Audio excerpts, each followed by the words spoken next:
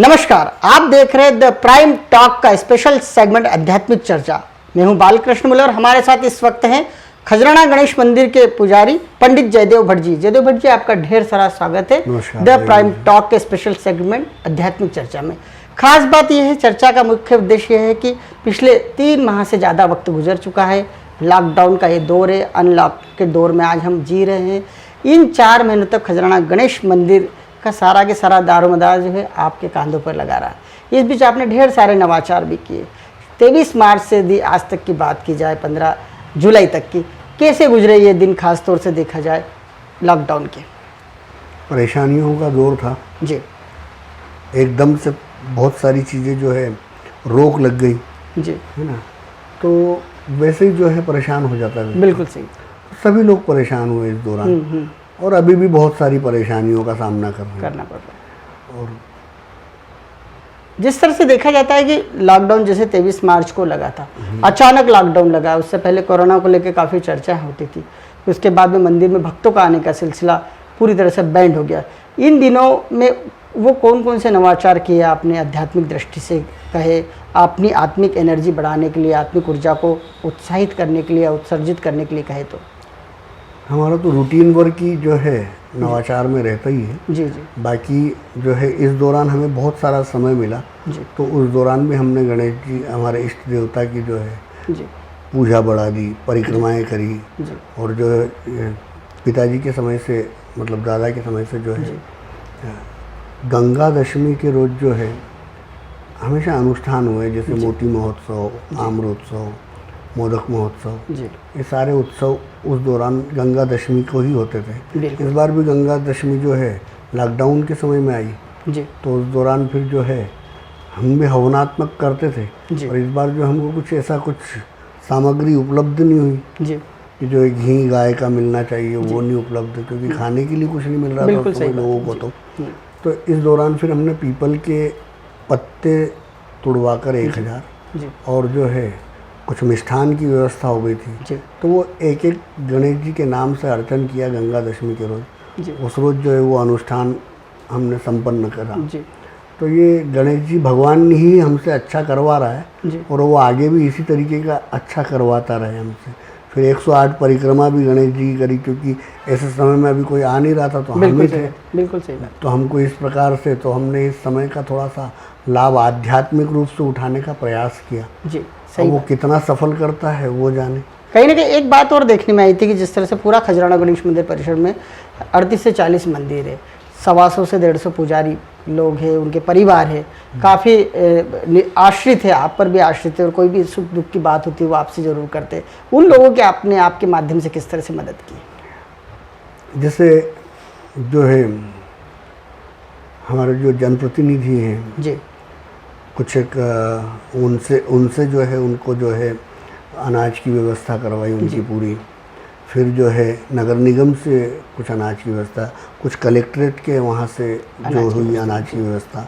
तो उनका जो है उनके घर में ये रहा कि जो है अन्नपूर्णा की कृपा बनी रही बस। सही कहा। बाकी कोई आय के स्रोत तो थे नहीं जी। ऐसे, तो कम से कम दाल रोटी ईश्वर की कृपा से चलती रही और वो अभी तक चल रही है कृपा गणेश जी की कृपा। तो ये जो है सारे लोगों ने, जिन लोगों ने इनने सबने सेवा करी और हर घर में दिया है। ऐसा नहीं है कि खजराना गणेश मंदिर के ब्राह्मण लोगों को दिया है या ऐसा है। सभी समाज के लोग, सब तरह के लोगों को जो है एडमिनिस्ट्रेशन ने, जनप्रतिनिधि ने और दूसरे सोशल वर्कर थे उन लोगों ने, सभी ने बहुत, सबके घर में इतना अनाज कर दिया कि उनको इस तरीके की परेशानी नहीं ना। जयदेव जी, आपके बारे में एक चीज़ और मैं व्यक्तिगत रूप से भी जानता हूँ कि आप एक मोटिवेशनल गुरु के रूप में भी काफ़ी काम करते हैं। चाहे बात खजराना गणेश मंदिर से जुड़े परिवारों की हो या बात सर्वजन मानस की, वो कहीं भी दुख दर्द वाली बात होती है, परेशान होते हैं, तो कहीं ना कहीं एक बार आपके शरण में ज़रूर आते हैं कि महाराज जी बताइए किस तरह करें। इन दिनों में खासकर कोरोना काल की बात की जाए, जब कोविड-19 की महामारी फैली हुई है, आज भी बिल्कुल जिंदा है, ऐसी स्थिति में आपने लोगों को किस तरह से संदेश दिए, किस तरह से उनका मनोबल बढ़ाया? वो उनका बड़प्पन है, वो हमसे राय लेने आते हैं, गणेश जी का पार्षद समझते हैं हमें। जी जी। बस वो समझ लें हमको अपना पार्षद। जी। वो आते हैं, चर्चाएं होती है और परेशानियों का दौर है, तो अपनी परेशानियां वो भगवान गणेश जी से कहेगा या किसी पुजारी से कहेगा जो उनके क्लोज होंगे। तो मुझे बहुत सारे लोग क्लोज मानते हैं। बिल्कुल सही कहा। तो वो लोग अपनी बातें बताते हैं, तो इस समय जो है उनको उनका आत्मबल बढ़ाना बहुत ज़रूरी है जी। और उनको प्रिकॉशन की भी शिक्षा हमारे यहाँ से दी जाती है कि प्रिकॉशन में रहो, मुंह पर मास्क भी लगाना है भैया। अभी इस समय जो है संक्रमण काल है, इसको जो है हमारा ज्योतिष भी यही कह रहा है, हमारे शास्त्रों में भी इसका वर्णन है, तो हमको इसको जो है इसको प्रिकॉशन के रूप में लेना है और जो है पूरी तरीके से प्रिकॉशन में रहना है, मास्क भी लगाना है, तो वो सब चीज़ें करना है। उसके अलावा जो चिंताएं हमें सता रही हैं, उन चिंताओं के बारे में कम से कम सोच कर जो है, हमारे घर में इतनी व्यवस्था तो है अभी कि दाल रोटी खा सकते हैं, बिल्कुल, है ना। और जिन लोगों की नहीं है उनकी व्यवस्था करवाएं वो खुद भी, बिल्कुल कहीं ना कहीं से सब अपने अपने बल अपने अपने जो है स्तर पर जो है कुछ न कुछ पकड़ रखते हैं, बिल्कुल सही कहा, हर क्षेत्र में। और हमारा जो इंदौर शहर है इसमें तो जो है पूरी चैनल है, एक दूसरे से कहीं ना कहीं नेताओं से कनेक्टिविटी है, कहीं जो जनप्रतिनिधि प्रशासनिक अधिकारियों से कनेक्टिविटी है, तो कहीं ना कहीं हर व्यक्ति अपने आप को मजबूत मानता है, मनोबल बढ़ता है, क्योंकि पहचान से बहुत मनोबल बढ़ जाता है। बिल्कुल सही कहा। तो वो पहचान के कारण भी सारी चीज़ें, तो उनको ये आत्मबल देना जरूरी था कि भाई हम भले ही जो है शुरुआत जब करेंगे तो अभी ये समय निकाल लें हम, फिर हम जीरो से शुरुआत कर लेंगे। अगर जीरो पे आ जाएंगे तो जीरो पे खड़े हो जाएंगे, तो फिर जीरो से शुरुआत कर लेंगे। हमारा पिछला हम देखें कि हमारे माता पिता, हमारे पूर्वज, दादा दादी, इन लोगों ने कैसे समय काटा है, हम पीछे देखें तो हम अपने आप को बहुत सही जगह पर पाएंगे। तो ये आत्मबल बढ़ाने की एक प्रक्रिया होती है और शब्द से बड़ा संसार में कुछ है ही नहीं। बिल्कुल सही कहा आपने। एक समीक्षात्मक दृष्टिकोण भी आपका हमेशा देखा गया है। जब भी आपसे कोई चर्चा करो, किसी विषय पर चर्चा करो, तो आप समीक्षा करते हैं कि वाकई बिल्कुल साफ गोई के साथ में समीक्षा करते हैं कि ये काम अच्छा किया और ये काम थोड़ा सा और सुधार के करते तो शायद शहर का हित होता, जन कल्याण कुछ होता। आपकी भावनाएं होती है जन कल्याण के कार्यों की कि ज़्यादा से ज़्यादा लोगों का भला हो, अच्छा हो। कोरोना काल में जिस तरह से लोगों ने कोरोना वॉरियर्स के रूप में काम किया, भले वो डॉक्टर्स हो, प्रशासनिक अधिकारी हो, पुलिस के अधिकारी हो, जनप्रतिनिधि हो, इनको किस दृष्टिकोण से देखते हैं? ये तो सच्चे सेवक है भैया जी, चाहे वो कलेक्टर साहब हो, चाहे वो DIG साहब हो या SPO में जो है उनके पद ही बोल रहा हूँ, बिल्कुल है ना, चाहे वो जनप्रतिनिधि हो, है ना, इनने सभी ने जो है एक साधुवाद जिसको कहते हैं हम, वो दिया है इस शहर को। और इस शहर में इतना जितना संक्रमण फैलना चाहिए फैल जाता बहुत बुरी तरीके से। बिल्कुल सही। ये कुछ लोगों के ट्रेलर के कारण नहीं फैला इस शहर में, है ना, अनुशासन का जो और जो है इंदौर की पब्लिक जो है भले ही जो है वो माहौल देखने के लिए तड़पती है, निकलती है और तड़पती भी है, पर जो है इस बार इंदौर शहर वासियों ने जो है बहुत ज़्यादा वो दिखाया। हाँ, क्योंकि पूरी तरीके से उन लोगों ने प्रिकॉशन में रहे वो लोग, यहाँ तक कि बच्चों ने भी जो है, जो 20-22 साल के बच्चे जो है वो तो मनमोजी हुआ करते हैं, तो वो लोग भी जो है घरों के अंदर रहे पूरी संजीदगी के साथ, अपने बड़ों को भी संभालते रहे, वो बाकी सबको संभाला गया। और बहुत सारी चीज़ें जो है कुछ ईश्वर की कृपा भी, हम तो ईश्वर की कृपा ही मानते हैं, बस सीधी बात है। और फिर हमारे संस्कार हमको इनसे मिले हैं, बिल्कुल है ना, तो हम इनके पास पले बड़े हैं, तो दया के भाव जी, है ना, किसी को दूसरे को किसी को अनाज मिल रहा है कि नहीं मिल रहा, इसका ध्यान उसका कष्ट, बिल्कुल सही है ना। तो ये सब चीज़ें हमको अंदर से हमारे जेनेटिक खून में है, क्या करें, चिंता करना हमारे खून में है ना। पर कहते ना कि वो सारी चीज़ें करने के बाद भी जाता है ध्यान हमारा आध्यात्मिक दृष्टिकोण पर है। और जितना हो सके, अभी भी हम तो कह रहे हैं संक्रमण काल है, इसमें हम अपने इष्ट को बोलते हैं ओम गणपति नमः, कोई काली को पूछता है, कोई देवी को पूछता है, कोई खुदा को पूछता है, किसको पूछता है, अपने अपने स्तर पर उसको जो है वो उसी का ध्यान करे और उसी को भजे। बिल्कुल, अभी इस समय यही तब है। बाकी ये लोग तो जो एडमिनिस्ट्रेशन तो जो है, चाहे वो जो है शासन हो, प्रशासन हो, जनप्रतिनिधि हो, ये लोग तो अपनी सेवा के माध्यम से, लोगों की भलाई के माध्यम से, लोगों के हित के माध्यम से, ये तो साधुवाद है, ये लोग तो सेवा कर ही रहे हैं, तो इनको तो ईश्वर का विशेष आशीर्वाद मिल ही रहा हो। बिल्कुल सही कहा। और जितना विकट काल आपने देखा है, आज आपके 45 के आसपास की उम्र होगी, पहली बार आपने कोई महामारी अपने जीवन में देखी, लेकिन मुझे ऐसा लगता है कि दादाजी ने कई घटनाक्रम आपको सुनाए होंगे, उनसे मिले संस्कार, विकट परिस्थितियों में कैसे आगे बढ़ना, लोगों को आगे बढ़ाना, लोगों का मनोबल बढ़ाना, किस किस तरह इन दिनों उनको याद करते हैं आप, भालचंद्र भट्ट जी को? दादा का ऐसा कि दादा ने कभी कुछ सिखाया नहीं, जी। ये होता है ट्रांसफर ऑफ एनर्जी। हाँ उनकी कुछ एनर्जी जो है उन्होंने अपने पुत्र में ट्रांसफ़र की है, बस वही हुआ है। जी। और ये कैसे होता है ये ना तो मैं समझ पाया हूँ आज तक, क्योंकि ये जो है एक चमत्कार है जी। जिसको हम महसूस कर सकते हैं लेकिन शब्दों में बयान नहीं कर सकते। और सही बात है कि आइए दिल जैसे से हम निकली पूजा बात। करते हैं जी। किसी देवी देवता की, हम सुबह पूजा करके निकलते हैं, जिस दिन हम नहीं करते हैं ना उस दिन हमको ऐसा लगता है कि कुछ खाली रह गया हमारा। बिल्कुल सही कहा आपने। हम खाली खाली हो जाते हैं। बिल्कुल सही कहा। तो आध्यात्म अपने आप में कोई सा तो ऐसा बटन है जी जी। जो ईश्वर के हाथ में, वो हमारा कौन सा हरा बटन दबा देता है तो जो है प्रसन्नता के सारी इंद्रियां प्रसन्नता हो जाती जी, है। जी। और कोई ऐसा बटन दबा दे जिससे दुखी हो जाते हैं, रोने लगते हैं हम, बिल्कुल है सही ना। तो सारे बटन है उसी के हाथ में। जी।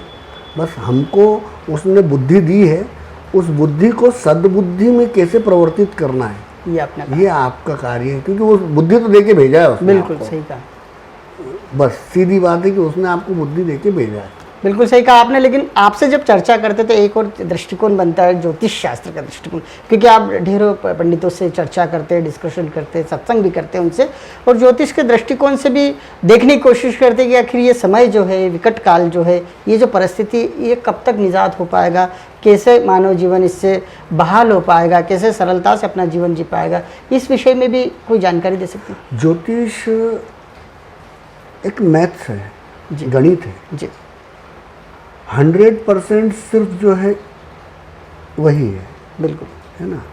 ये आकलन है ज्योतिष। बिल्कुल। और जो आकलन जो कहता है अभी उसमें जो है उसमें दर्शा रहा है जी। जो अभी जैसे गोचर की पत्रिकाएं वगैरह जो हम देखते हैं, जी। है ना, तो उसमें ये मैथ्स दर्शाता है कि अभी संक्रमण काल है जी। और रहेगा ये, है ना। बहुत सारी चीज़ें हैं उसमें कि जो है फिर विरोधाभास है, कहीं राजनीतिक उथल पुथल है तो फलाना है, तो ये सब चीज़ें, तो ये पहले से ये चीज़ें आ चुकी थी। जी। अभी शनि और जो है गुरु जी। दोनों स्वराशिस्थ बैठे हुए हैं। जी। मेरा इतना ध्यान नहीं है अभी कि क्या क्या है उसमें, जी। है? बाकी इन पर दोनों पर गौर किया मैंने, तो शनि स्वराशिस्थ बैठ के धन भाव में बैठ कर देख रहा है, सब जगह अपनी दृष्टि गोचर कर रहा है। जी। दूसरा जो है बृहस्पति बैठा हुआ है केतु के साथ में, राहु के साथ में सूर्य बैठा, तो ग्रहण योग भी बनाता है। जी। तो बहुत सारी चीज़ें सप्तम भाव में बैठने के बाद में जो है सूर्य के साथ में बैठने के बाद बुद्धि स्थान में जो है चंद्रमा मेष का बैठने से जो है प्रकृति मस्तिष्क जो है वो चलायमान नहीं हो पा रहा है, बुद्धि किसी की चल नहीं रही है, चाहे वो नीचे से लेके ऊपर तक किसी का दिमाग काम नहीं कर रहा है। और देखो प्रैक्टिकल बात करूँ मैं तो जो है किसी भी चीज़ को हम जब बहुत शिद्दत से कर रहे हो, उसमें बहुत काम कर रहे हो, लोग भी उसमें सहयोग कर रहे हैं, सब चीज़ हो रही, और जब उस वहाँ से हमको थोड़ा सा उत्साह नज़र नहीं आता है ना, परिणाम तो हाँ परिणाम उसका नहीं आता, तो हमको अंदर से उत्साह जो हमारा कम डिमोरलाइज हो जाते हैं। हाँ, तो फिर हमारा दिमाग काम करना थोड़ा सा कम कर देता है, डिप्रेस जैसा हो जाता है कि क्या करूँ यार अब मैं, कैसा, ये क्वेश्चन मार्क लग जाता है। बिल्कुल सही, क्या करूँ, बिल्कुल सही बात, ये क्वेश्चन मार्क लग जाते हैं उस जगह पे। बिल्कुल सही बात। तो ये भी है, और दूसरा जो है शनि प्रधान है, तो शनि प्रधान हो रहा है, स्वराशि शनि है, धन भाव में बैठ रहा है, जहाँ जहाँ उसकी दृष्टि पड़ रही है दूसरे स्थान से जी, तो वो जो है दंडात्मक है, बिल्कुल न्यायिक प्रक्रिया है, तो जो जैसा करेगा उसको वैसा दंड प्रदान करेंगे। दूसरा कि लग्न में ही गुरु और केतु बैठे हुए हैं जी, है ना, तो केतु भी धर्म देता है जी, तो आध्यात्मिक हर घर में आज जो है भगवान का भजन, बच्चे से लेके बूढ़े तक सब लोग भजन कर रहे हैं, पूजा पाठ कर रहे हैं, मानव जाति मंदिर नहीं जा पा रहे तो भी घर में कर रहे हैं सब लोग, है ना, उसका स्मरण कर ही रहे हैं। तो धर्म ही करना है, अभी तो धर्म ही प्राथमिकता से करना है जी। जैसा पहले भी मैंने कहा था कि धर्म न दूसरा सत्य समान, तो जो सत्य है वो तो धर्म ही है। बिल्कुल सही कहा। वो किसी भी धर्म के रूप में पूजो आप, बिल्कुल उसको धर्म मान के अगर पूजो तो धर्म है। बिल्कुल सही। और परमपिता परमेश्वर तो एक ही है, जात तो फाइल उन्हीं के पास रही ना। बिल्कुल सही, बिल्कुल सही कहा। और अंतिम सवाल के रूप में हम जानना चाहेंगे कि खास तौर से विश्व भर में गणेश जी के भक्त फैले हुए, सारे भक्तों को किस तरह का संदेश आप जयदेव जी देना चाहेंगे जिससे वो इस विपदा से, विकट काल से अपने आप को मजबूती से उभार सके, आत्मविश्वास उनका बढ़ सके? क्या होता है कि देश का राजा अभी कौन है हमारा, प्रदेश का राजा कौन है हमारा, हमारे यहाँ का सेनापति कौन है, हमारे यहाँ के जिले का मालिक कौन है ना, जो ये कह रहे हैं, क्योंकि कलयुग का प्रभाव है और कलयुग में ऐसा कहा गया है कि अपने देश के, अपने प्रदेश के, अपने शहर के, जिले के, इनकी बात मानोगे जी, है ना, यही राजा है आपके, बिल्कुल सही कहा। इनकी बात मानोगे तो ही आप सही राह और दिशा पकड़ पाओगे। बहुत बड़ा संदेश है देखा जाए तो, कि अगर आप राजा की बात मानते हो तो कहीं ना कहीं आप इस विपदा से भी दूर रहते हो और अपने आप को सुरक्षित भी रख पाते हो। इस आध्यात्मिक चर्चा में आज इतना ही, फिर एक नए गेस्ट के साथ हाजिर होते हैं, तब तक के लिए हमें आज्ञा दीजिए। नमस्कार।